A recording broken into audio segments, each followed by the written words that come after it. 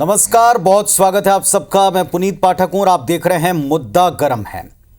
आज हमारा मुद्दा है हाथियों की मौत स्वाभाविक है या हत्या। मध्य प्रदेश के बांधवगढ़ टाइगर रिजर्व में 10 हाथियों की मौत की घटना ने सबको झकझोर कर रख दिया। हाथियों की सुरक्षा के प्रयास को लेकर झटका लगा, कई सवाल भी उठ गए। आखिर हो क्या रहा है? इन सवालों को लेकर भोपाल से लेकर देश की राजधानी दिल्ली तक सियासी हलचल भी तेज है। अब तो केंद्र सरकार ने इस मामले पर स्वयं संज्ञान लिया है, सख्ती दिखाई है, एक रिपोर्ट तलब की है।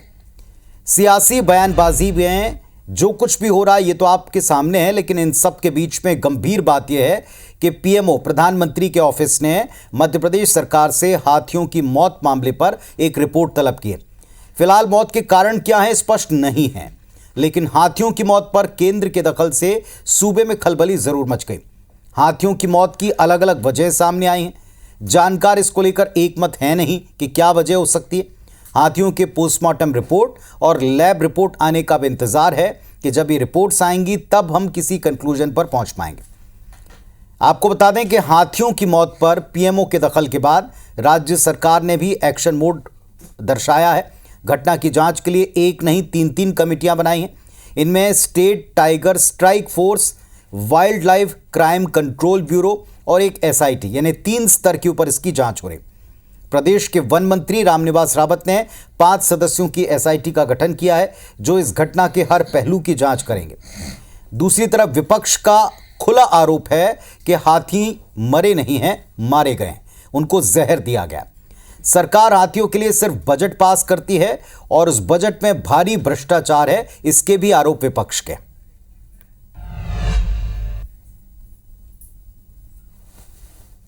10 हाथियों की मौत ये एक्सीडेंट नहीं था, उनको जहर दिया गया था। और जो सरकार है उसके उत्तर ये बताते हैं कि अगर उनको जहर किसने दिया ये जांच का विषय है, पर मौत का अगर कोई अभियुक्त है तो सरकार है, वन विभाग है, मतलब सरकारी हत्या है उनकी।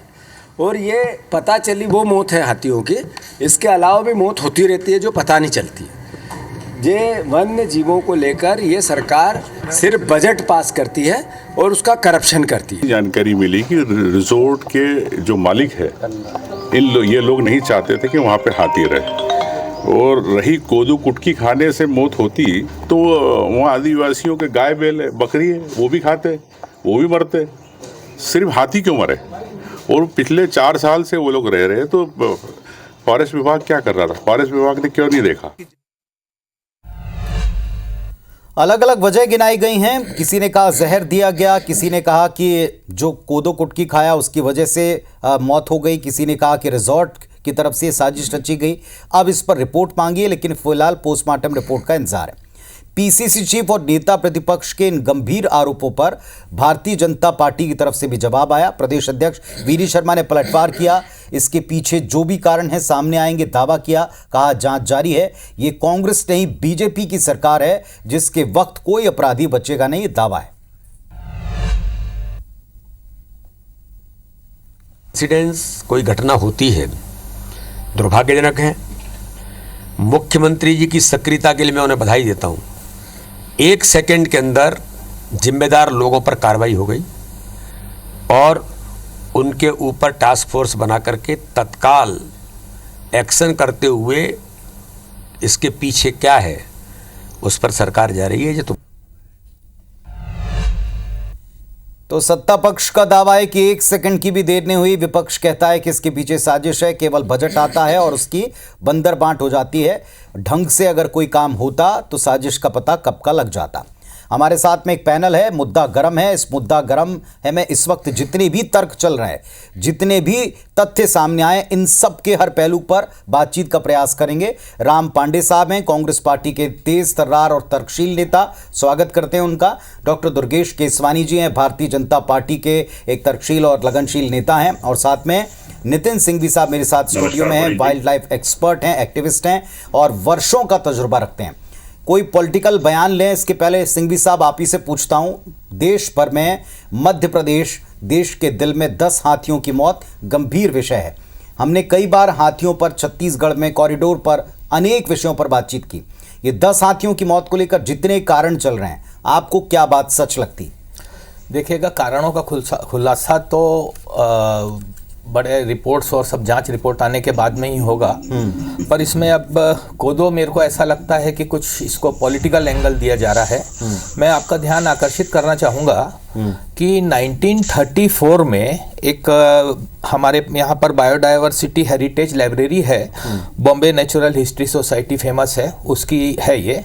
उसमें एक रिपोर्ट है आरसी मॉरिस की कि वहाँ पर एक साउथ में तमिलनाडु के एक रिजर्व में 14 हाथी सडनली गिर गए, 10 की मौत हो गई, 3 उसमें से जो हैं वो बचे रहे। तो उनका जब बिस्रा वगैरह जांच कराया गया तो उसमें से कोदो की पॉइजनिंग की बात आई। उन्होंने एक सुझाव भी दिया हुआ है उसमें कि ऐसे समय में जो है जो थोड़े से ठीक रहते हैं उनको इमली का पानी पिलाया जाए या बटर मिल्क पिलाया जाए। तो इस पे जांच बड़ी साफ आनी चाहिए, ईमानदारी से आनी चाहिए, क्योंकि एक ये हमारे लिए लेसन हो गया है, जो नुकसान हुआ उसकी भरपाई नहीं हो सकती है। पर हाथी सब जगह पे हैं, छत्तीसगढ़ में भी कोदो के इलाके में हाथी हैं। अगर ये कोदो है तो बड़े स्पष्ट रूप से आना चाहिए, पॉइजनिंग का केस है तो पॉइजनिंग आना चाहिए, जो भी है। तो मेरी सिर्फ आपके माध्यम से मांग है कि निष्पक्ष जांच होने दीजिए, इस पे पॉलिटिक्स मत करिए। 2 गंभीर बातें, मैं इस पर पॉलिटिकल कमेंट के लिए जाऊंगा तो आप देखेंगे आरोपों की एक सीरीज हमने पहले भी देखी है, संभवतः यहाँ भी इस पर जवाब आएंगे। लेकिन एक बात आपसे और पूछता हूँ, 2 गंभीर बातें की गई, एक कोदो का पॉइंट, दूसरा साफ कहा जा रहा है कि जहर दिया गया होगा वरना 10 हाथी नहीं मरते, कोदो तो बाकी के प्राणी भी खा रहे हैं। ये तर्क आपको कितना सही लगता? और एक बात की जा रही है कि वहाँ जो कुछ रिजॉर्ट हैं उनके मालिक, उनके प्रबंधन नहीं चाहते कि आसपास हाथियों का मूवमेंट हो, उनके कारोबार पर असर पड़ता है। क्या आपको ये दोनों तर्कों में दम लगता है? देखिएगा, पॉइजनिंग में तो बहुत सारे और सिम्टम्स रहते हैं, आउटराइटली दिखने लगता है। हाँ, पहले वन विभाग ने ही कहा था कि ये पॉइजनिंग है और ऐसा लगा कि हाँ पॉइजनिंग ही होगी। फिर कोदो की बात आई कि अधिक कोदो खा करके मर गए, फिर सब अलग अलग बातें आ गई हैं। तो इस पे पॉइजनिंग तो अभी आउटराइटली ऐसा लगता है कि हाँ पॉइजनिंग के बहुत सारे सिम्टम्स हो जाते हैं, शरीर नीला हो जाना और दुनिया भर के सब सिम्टम्स प्राइमरी दिखने लगती है। और रिसोर्ट के मालिक नहीं चाहते हैं, ये तो एक वहाँ पर जाकर के पता ही लगाना पड़ेगा कि मैं सोचता हूँ कि रिसोर्ट के मालिक क्यों नहीं चाहेंगे। यानी इन्हें खारिज नहीं किया जा सकता, हर बिंदु की जांच सीरियसली करनी चाहिए। आपको ऐसा लगता है कि एक्सपर्ट के नाते हर बिंदु की सीरियस जांच होनी चाहिए। हमारे साथ में दोनों पक्षों के मेहमान हैं, डॉक्टर राम पांडे साहब हैं और डॉक्टर दुर्गेश केसवानी जी। केसवानी जी, पहले आप बताइए, अब तो केंद्र सरकार ने सीधे सीधे पीएमओ ने इस पर रिपोर्ट तलब की है, जबकि सीएम साहब के स्वयं संज्ञान लेने का दावा हो रहा है आपकी पार्टी की तरफ से। उस वक्त पीएमओ ने रिपोर्ट तलब की और रिपोर्ट अब तक जा नहीं पाई, क्या वजह? देखिए पुनीत जी, निश्चित रूप से ये बड़ी दुखद घटना है। देश के दिल में जो ये घटना घटी है वो निश्चित ही दुखद है। और आज की इस सारगर्भित जो डिबेट है उसमें निश्चित रूप से आपने जो नितिन सिंघवी जी को बिठाया है, जो वाइल्ड लाइफ एक्टिविस्ट भी हैं, एक्सपर्ट भी हैं और वो सुझाव भी दे रहे हैं, वो निश्चित रूप से वो काम भी आएंगे और हमारी सरकार इन सब चीजों पर काम भी कर रही है। बड़ा ही हास्यास्पद है। मैं अभी जीतू जी को सुन रहा था, उन्होंने कहा जहर दिया। पहली बात तो ये विषय राजनीति का नहीं है, यह एक गंभीर विषय है और मुझे लगता है कि कांग्रेस जैसे इंसानों की लाशों पर राजनीति करती है, आज इन पर भी राजनीति करने पर उतर आई है, जो नहीं करना चाहिए। अब इनके जो नेता प्रतिपक्ष उमंग शंगार है वो ये बोल रहे हैं कि रिजोर्ट के लोग क्यों चाहेंगे इस चीजों को, एक टूरिज्म का स्पॉट है वो। और ये सब जानवर, वन्य जीवों को देखने विदेशों तक लोग मध्य प्रदेश में आते हैं। तो मुझे नहीं लगता है कि वो जिस दिशा में इस जांच को और उसको बढ़ाने का काम कर रहे हैं वो कहीं काम आएगी। हमने निश्चित रूप से, हमारे मुख्यमंत्री जी ने अपनी संवेदनशीलता का परिचय देते हुए जो जिम्मेदार अधिकारी थे उनको त्वरित हटाने का काम किया है। और जो जांच है, 3 आपने भी कहा 3 अलग अलग लैबों में हमने इनके सैंपल भेजे हैं, 3 अलग अलग टास्क फोर्स गठित हुई है, जांच की जाएगी। और हमारे मुख्यमंत्री माननीय मोहन यादव जी ने एक कदम आगे बढ़ते हुए छत्तीसगढ़ के लोगों को एक जॉइंट कमेटी बनाने का भी जो बात चल रही है उसको, कि दोनों प्रदेशों के लोग मिलकर, क्योंकि ये हाथी छत्तीसगढ़ से मध्य प्रदेश में एंटर करते हैं और पूर्व में इनकी संख्या 7-8 हुआ करती थी, जो मध्य प्रदेश में अगर हमारे यहाँ पे जो वन्य संसाधन है अगर पर्याप्त नहीं होते तो ये संख्या बढ़ने का काम नहीं होता। हमारा जो मैनेजमेंट है वो निश्चित रूप से उन सब चीजों को देख रहा है। पर अगर कहीं पे ये पॉइजनस घटना घटी है वो दुखद है। इस चीज में एक कदम आगे बढ़ के जांच में, जैसे अभी आपने देखा नितिन सिंघवी जी ने बैठ के सीधे उस चीज पे आ रहा है पॉइंट पे कि इन पॉइंटों पर जांच की जानी चाहिए, वो भी करेंगे, उसको भी बांटेंगे, पर राजनीतिक बातें न करते हुए ये क्योंकि लेकिन ये पीएमओ पूरे ने मध्य रिपोर्ट प्रदेश की मांगी बात है, है। इसका मतलब है कि पीएमओ भी चाहता है कि मसला गंभीर है, क्योंकि ये वन्य संपदा, वन्य प्राणी हैं, ये पूरे देश की धरोहर है और एक तरीके से नेशनल बल्कि इंटरनेशनल इंटरेस्ट का विषय है कि हमारे यहाँ अगर कोई प्राणी है तो संरक्षित रहें। डॉक्टर राम पांडे साहब, एक और चीज पुनीत जी, एक और चीज जोड़ना चाह रहा था, जोड़ दीजिए जी पुनीत जी। उसमें क्या है, कुछ जो ये जानवर हैं, जैसे आप गौ माता को देख लीजिए, गौ माता जंगल में नहीं रह सकती, वो जंगल जाएगी चारा चरने, वापस आबादी के इर्द गिर्द आ जाएगी। जो कुत्ते हैं वो मनुष्य आबादी के इर्द गिर्द रहने का काम करते हैं। इसीलिए ये निश्चित रूप से कई जानवर ऐसे हैं जो मनुष्य आबादी के आसपास रहने का काम करते हैं, और जब आप इस आसपास आबादी में रहते हो तो उनसे बहुत सी चीजों को लाभ भी मिलता है और कई नुकसान भी है उन चीजों के। तो निश्चित रूप से इन सब चीजों का कि वन्य संपदा भी जीवित रहे, ठीक है, थोड़ा सा पॉइंट के ऊपर बात करते ताकि सबके पॉइंट आ जाए। डॉक्टर राम पांडे साहब, विपक्ष का जो खुला और सीधा आरोप है कि ये सीधी सीधी हत्या है, इसके पीछे क्या वजह आप देखते हैं? दोनों तर्कों को खारिज कर रहे हैं केसवानी जी, ना रिजॉर्ट वाले चाहेंगे और ना सरकार चाहेगी कि इतना बड़ा दाग लगे। जी, लगातार जो वन्य प्राणी हैं उनकी संख्या कम होती जा रही है, और केवल हाथी नहीं, मध्य प्रदेश में 50 बाघ हर साल मारे जा रहे हैं। पिछले 3 साल में करीब 150 के आसपास बाघ मारे गए हैं, और ये कह रहे हैं राजनीति ना करो। नरेंद्र मोदी जी और पीएमओ को भी कह रहे हैं कि ना राजनीति ना करो, विपक्ष को भी कह रहे हैं राजनीति ना करो। मतलब इनका तो ये है कि अभी 10 हाथी मर गए हैं, 100 भी मर जाएं तो राजनीति ना करो। भाई राजनीति होती है, विपक्ष सवाल पूछता है तो कुछ तो लगाम लगती है, नहीं तो अभी तो 10 हाथी मरे हैं, आप तो सारे मारकर खा जाते, सारे शेरों को मारकर खा जाते। ये क्या है, शिकारी तो हो रहा है, 2 कारण हो रहा है शिकार। या तो जो हमारे जो हाथी होते हैं उनके दांत हैं वो महंगे दामों पर बिकते हैं, जो जानवरों की जो खाल होती है वो महंगे दामों पर बिकती है, या जो नेताओं को जो जंगल के जो जानवर होते हैं उनको उनका मांस खाने का शौक होता है, तो वो नेता वहां जाते हैं और अधिकारी जो होते हैं वन विभाग के वो उनका प्रबंध करते हैं, और उसका परिणाम हमें दिख रहा है कि 3 साल में 50 शेर बाघ जो हैं वो कम होते जा रहे हैं। और कार्रवाई के पर एक लीपापोती हो रही है। कमेटी अरे 7 दिन से कमेटी इतनी सारी बना दी और एक कमेटी भी नहीं बता पा रही है कि अभी तक इसमें हुआ क्या। 7 दिन हो गए, 7 दिन में अभी तक जांच रिपोर्ट नहीं आ पा रही है। ठीक है, कोई रिपोर्ट 1 दिन में आती है, कोई 2 दिन में आती है, कोई 6 दिन में आती है, कोई महीने भर में आती है, लेकिन 7 दिन में जो रिपोर्ट आ सकती है वो 7 दिन वाली रिपोर्ट तो आप सामने रख सकते हैं। पोस्टमार्टम रिपोर्ट है, एक 24 घंटे में आ जाती है, 48 घंटे में आ जाती है, वो तो रख सकते हैं। जब मामला इतना बड़ा हो गया है तो आप हर दिन की रिपोर्ट क्यों नहीं दे रहे हैं? क्यों नहीं वन मंत्री इसमें कुछ कह रहे हैं? कहाँ है वन मंत्री? अभी वन मंत्री को बर्खास्त कर दीजिए, उनका इस्तीफा ले लीजिए, सारी कहानी सामने आ जाएगी। लेकिन क्या है, कितना भ्रष्टाचार चल रहा है। आरोप जो विपक्ष लगा रहा है, कोई ठोस तथ्य आपके पास में भी आए?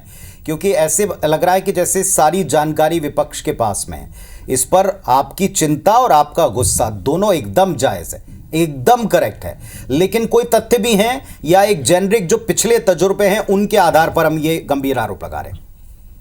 सारे तथ्य हैं, लगातार तथ्य आ रहे हैं। अभी मेरी एक डिबेट थी तो जो सरपंच संघ के जो अध्यक्ष थे वो मुरैना क्षेत्र से आते, उन्होंने खुलेआम कहा कि बोले मैं सरपंच हूं, जब तक मैं 80% कमीशन नहीं देता हूं तो अधिकारी मेरे गांव में फंड रिलीज नहीं करते हैं। वो आपके मीडिया पर सामने कह रहे थे और बोले मेरे हिम्मत है तो मेरे ऊपर कार्रवाई करके दिखाएं और मैं सारा का सारा सच मीडिया के सामने रख दूंगा। तो 80% जब कमीशन चलेगा, भाई जानवरों का जो पैसा है 80% इंसान खा जाएंगे, जानवरों का पैसा 80% नेता खा जाएंगे, तो फिर वो जानवरों की देखभाल कौन करेगा? आज बताइए कौन जानवर खतरे में, इंसान खतरे में, सब खतरे में चल रहे हैं। दीजिए केसवानी जी, जवाब दीजिए। देखिए पुनीत जी, आज की इस जो डिबेट है वो जानवरों के और हाथियों की मौत के इर्द गिर्द है, पर ये राजनीतिक बातें करना चाह रहे हैं। अब ये 80% की बात कर रहे हैं।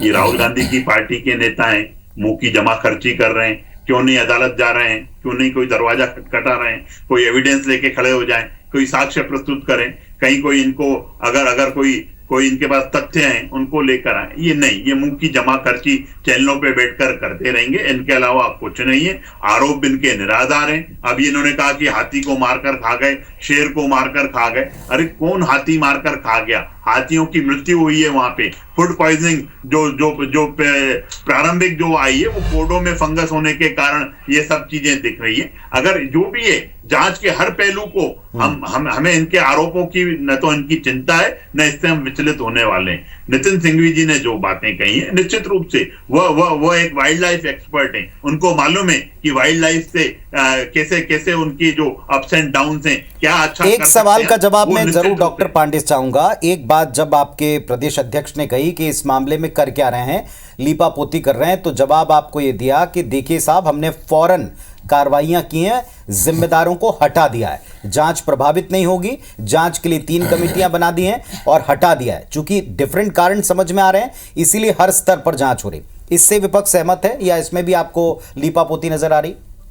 नहीं, कहाँ हटाया? चीफ कंजर्वेटिव ऑफिसर को नहीं हटाया, आईएफएस जो अधिकारी होता है उसको नहीं हटाया, वन मंत्री को नहीं हटाया। और वन मंत्री तो ऐसे है कि जो विधायक भी नहीं है। देखिए अब ये जानवरों की मौत पर भी बीच में इंटरफेयर ये बीच में बोल रहे हैं, इसका मतलब ये जानवरों की मौत के जिम्मेदार है। इन्होंने जानवरों की हत्या की है इसलिए ये बीच में इंटरफेयर कर रहे हैं, नहीं तो ये बीच में बोलते ही नहीं। यही लोग जानवरों को खा गए। चलिए अब ये बताइए 90,000 गौ माता प्रतिदिन क्यों काटी जा रही है? 90,000 गाय प्रतिदिन क्यों काटी जा रही है? 90,000 गौ माता का वध देश में प्रतिदिन क्यों हो रहा है? आप गाय को तो पूजते हैं ना, हिंदुओं में हम लोग गाय की पूजा करते हैं। 90,000 गाय प्रतिदिन क्यों काटी जा रही है? क्यों बीफ का कारोबार आपने डबल कर दिया है? आप जब गाय को नहीं पूज सकते हैं, गाय को राष्ट्रीय माता नहीं बना सकते हैं, गाय को कटने से नहीं बचा सकते हैं, तो आप शेर और हाथी की क्या चिंता करेंगे? और आप यहाँ बीच में इंटरप्ट कर रहे हैं, इसका मतलब ये आप ही इनको साहब, डॉक्टर केसवानी जी, थोड़ी देर के लिए डिबेट में अच्छा लगता है कि आप लोग एक दूसरे की बातों को क्रॉस करते हुए बात करें, लेकिन एक एक करके बात करेंगे, लोगों को समझ में आएंगे। ठीक कह रहे हैं पांडे साहब ने कुछ सवाल उठाए, आपने अपनी तरफ से उन पर आरोप लगा दिया। हमारे साथ में यहाँ जो एक्सपर्ट है उनसे पूछते हैं। अभी आप जो सिंघवी साहब सुन रहे हैं, रिपोर्ट आने में समय लगता है, कितना समय लगता है? जिस तरीके से मौत हुई है, जैसे फूड पॉइजनिंग के शुरुआत में ट्रेसेस मिलने की बात की गई, कुछ जो जहर की बातें की गई थी, उनके लिए और डिटेल रिपोर्ट की आवश्यकता है। पीएमओ का इसमें इन्वॉल्व होकर रिपोर्ट मांगना, क्या नेग्लिजेंसी का कोई हम शुरुआती तौर पर कोई इसमें कारण देख सकते हैं, या ये एक फॉर्मेलिटी है या एक प्रक्रिया है जिसका पालन हो रहा है? आपको क्या लग रहा है? देखिए, प्रक्रिया का तो पालन इसमें मेरे को दिख रहा है, और बिसरा जांच में तो समय लगता है। पीएम रिपोर्ट की जहाँ तक बात आ जाती है वो 2 स्टेज में आ जाती है, एक तो फर्स्ट स्टेज में रहती है और एक दूसरे स्टेज में, उसको तो अभी तक के आ जाना चाहिए। इस बात से मैं सहमत हूँ, क्योंकि हमको प्राथमिक रूप से तो पता लग जाना चाहिए कि ये पॉइजनिंग हुई है, वेदर कोडो पॉइजनिंग और पेस्टिसाइड पॉइजनिंग। ये तो कम से कम हमारे को हमसे पता लग जाना चाहिए। पेस्टिसाइड पॉइजनिंग है तो हम नहीं है तो हम उसको रूल आउट कर सकते हैं, तो इसमें थोड़ा टाइम तो लगेगा। मैं एक बात आपको और कहना चाहूँगा, हाँ जी, कि मेरा बड़ा स्पष्ट आरोप है कि मध्य प्रदेश वन विभाग हाथियों को बिल्कुल पसंद नहीं करता है, और जो हाथी जाते हैं उनको बंधक बना लेता है टाइगर रिजर्व में काम लाने के लिए। ऐसे 10 एपिसोड हो चुके हैं। इनको हाथियों के व्यवहार के बारे में, उनके परिवेश के बारे में कुछ भी मालूम नहीं है, और ये उसको सीखना भी नहीं चाहते। अभी मेरे एक ही प्रश्न सबसे पूछना चाहता हूं मध्य प्रदेश वन विभाग के अधिकारियों से, कि जो 13 थे उसमें से 3 बचे, उसमें से एक मेल है और 2 छोटे हैं, वो मेल को पकड़ लिए। क्यों पकड़ लिए? क्योंकि एक विलेजर फॉरेस्ट में नेचुरल कॉल करने के लिए मॉर्निंग में गया, वो गया था फॉरेस्ट में, उसकी एक्सीडेंटल फैटेलिटी हो गई। हाथी उसको मारने के लिए नहीं आया, उसको बंधक बना लिए हैं। ये परसों कल की मॉर्निंग रिपोर्ट्स में है। तो हाथियों के साथ भगवान के लिए आप वन अत्याचार नहीं करिए, उसका व्यवहार पढ़िए, एक्सपर्ट्स को भेजिए। एक बात मैं आपसे पूछना चाहूंगा, इसमें कुछ कार्रवाइयों के बारे में कहा जा रहा है, और अभी सीधे सीधे नैतिकता के जिम्मेदारी के तकाजे पे डॉक्टर पांडे भी कह रहे हैं कि सीधे वन विभाग के जो प्रमुख लोग हैं उनको आगे आकर या तो इस्तीफा दे देना चाहिए या तो उनको सीधे इस चीज से अलग करना चाहिए। आपको क्या लगता है? ये एक आरोप आपने अभी लगाया दूसरा, ये पूरा कॉरिडोर है हाथियों के विचरण का, तो पूरा लंबा राज्यों के बीच में ऐसे कई कॉरिडोर्स की बात हमने देखी है जहां हाथी एक राज्य से दूसरे राज्य की सीमा में चले जाते हैं। फॉरेस्ट रिजर्व में आप देखें एक से दूसरी जगह चले जाते हैं। यहाँ किन किन स्तर के ऊपर नेग्लिजेंसी आपको नजर आती है जिस पर फौरन एक्शन लेना पड़ेगा? देखिएगा, सबसे पहले तो जो छत्तीसगढ़ से हाथी जा रहे हैं उनको मध्य प्रदेश अभी तक के ये दावा करता रहता है कि हमारा लिए रहवास नहीं है, हमारे यहाँ रहवास नहीं था और ये अभी रहवास हो गया, ये सडनली आपने कैसे रहवास हो गया? तो ये एक इनका दावा है कि हाथियों का रहवास नहीं था। हाथियों का रहवास तो मुगल्स के समय भी था वहां पर मध्य प्रदेश में। तो इनको सबसे पहले छत्तीसगढ़ के से जो हाथी जा रहे हैं उनको वापस भगाते हैं, इरिटेट करके भगाते हैं। मैं छोटी सी आपकी बात का जवाब ले, डॉक्टर केसवानी इस पर कोई उत्तर देना चाहेंगे? जी निश्चित अभी रूप आप से एक ज्वाइंट कमेटी की बात कर रहे थे, जो- ज्वाइंट, अगर ये एक ओपिनियन आप समझते हैं तो आपके ठीक सामने है। नहीं, निश्चित रूप से अगर कहीं पे कोई दिक्कत है और हम इस चीज में कहीं, क्योंकि मध्य प्रदेश एलिफेंट फ्रेंडली नहीं रहा है, पर कुछ सालों में एलिफेंट जो हाथी यहाँ पे आना शुरू हुए और उन्होंने उनकी आबादी में बड़ी बड़ी वृद्धि हुई है। तो हमारी सरकार ने भी कुछ निर्णय लिए अपने स्तर पर। हम हाथी या किसी वन्यजीव के हमले से जनहानि पर 8 से 25 लाख रुपए की आर्थिक सहायता देने का काम कर रहे हैं। हाथी मूवमेंट को हम रेडियो टैगिंग के माध्यम से, तार फेंसिंग के माध्यम से, हाथी मूवमेंट क्षेत्र में हम वायरलेस सेट और वाइट टेवर बढ़ाने का काम भी कर रहे हैं। हम माननीय मुख्यमंत्री जी निश्चित रूप से सख्त हैं इस विषय पे और उन्होंने संज्ञान लिया है सब चीजों को। हाथी अगर अब एक फाइनल कमेंट की बारी इसमें आ गई। सिंघवी साहब, अब चूंकि पीएमओ इसमें इन्वॉल्व है, आपको लगता है सच सामने आएंगे और बिना पर्दे वाले सच सामने आएंगे? देखिएगा कि मेरी व्यक्तिगत राय में ये जो कोदो बीच में आ गया है, ये एक बड़ा भारी मिलेट ईयर भी लास्ट ईयर बनाया गया है। तो हमको बड़े शांति से सत्य का इंतजार करना चाहिए, कहीं पर भी किसी प्रकार का भी दबाव का काम नहीं करना चाहिए, सत्य आ जाना चाहिए। मैं यही आशा रख रहा हूँ। और जहाँ आशंका की बात है कि सत्य सामने आएगा या नहीं आएगा, इसका जवाब तो मैं नहीं दे सकता, पर मैं ये जरूर उम्मीद कर सकता हूँ कि हाँ, वैज्ञानिक लोग अपना काम अच्छे से पांडे जी, करें। कोई निगरानी करने का काम जो विपक्ष कर रहा है उसकी तरफ से कोई कमेंट आप लास्ट में रखेंगे? देखिए, सबसे बड़ी बात तो ये है कि मध्य प्रदेश में 40 राष्ट्रीय और प्रादेशिक वन अभयारण्य हैं जो सभी कांग्रेस सरकारों के समय बनाए गए थे। और ये जो बांधवगढ़ है ये भी इंदिरा गांधी जी के द्वारा बनाया गया था। मध्य प्रदेश छत्तीसगढ़ तब एक था और हाथियों को नहीं पता है कि वही इंसानों ने छत्तीसगढ़ और मध्य प्रदेश बना दिया है। तो उनके लिए तो वो पूरा क्षेत्र एक ही था, वो हमेशा से उधर आते जाते रहे हैं। और जहां तक हम सरकार की बात करें, सरकार अभी तक गंभीर नहीं है। वन मंत्री एक बैठक में नहीं गए, वन मंत्री उमरिया नहीं गए। सारी की सरकार या तो वहां विजयपुर में बैठी हुई है या बुधनी में बैठी हुई है। मुख्यमंत्री या तो बुधनी जा रहे हैं या विजयपुर जा रहे हैं या फिर झारखंड जा रहे हैं। अभी तक ना तो वन मंत्री, ना मुख्यमंत्री, ना गृह मंत्री, कोई भी उमरिया नहीं गया है। इससे ये साबित होता है कि ये बिल्कुल गंभीर नहीं है। और मैं बार बार कह रहा हूं, हाथी नहीं, 90,000 गाय प्रतिदिन काटी जा रही है देश में। जब 90,000 गाय की चिंता नहीं, आज का मसला तो फिर ये हाथियों को लेकर चिंता क्या करेंगे? गौवंश की मृत्यु का मसला भी अपने आप में संजीदा है। लेकिन जैसा डॉक्टर राम पांडे साहब कह रहे हैं कि अगर अभी तक ये जिम्मेदार वहां नहीं पहुंचे तो क्या ये उनकी नेग्लिजेंसी है? और अगर नेग्लिजेंसी है तो फिर आप कैसे सत्य को सामने लाने की उम्मीद करते हैं? सत्ता पक्ष का दावा है कि हम सारे काम वक्त पर कर रहे हैं, हमने कार्रवाइयां कर ली हैं, लेकिन अब पीएमओ को रिपोर्ट देनी है। तो जैसा एक्सपर्ट कह रहे हैं, थोड़ा धैर्य रखकर इंतजार करते हैं, कब तक इससे बचा जाएगा, चीज़ें तो सामने आएंगी। फिलहाल आप तीनों का धन्यवाद, नमस्कार।